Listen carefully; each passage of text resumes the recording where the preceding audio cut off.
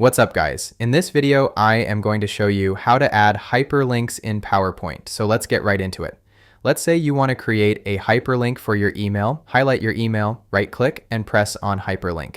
Now in this pop-up window, leave it on the first option, which is the existing file or web page option, and type in the URL that you want to link to in the address box. For example, I'll use Google as my email that I want to link to and press OK.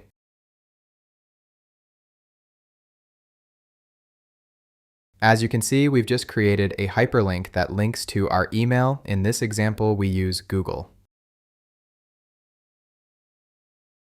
Now, a second way to create a hyperlink is by highlighting the word that you are going to create the link for and going to insert and pressing on the link option. Leave it on the first option again and enter the URL in the address box that you are going to link to and press OK. As you can see, we've just created another hyperlink for the word email in this PowerPoint example. Both ways work for creating hyperlinks in PowerPoint. Is more of a preference what option you want to use. And that's it, guys. That's how to add hyperlinks in PowerPoint. If this video helped you out, give it a like and subscribe. See you guys on the next one.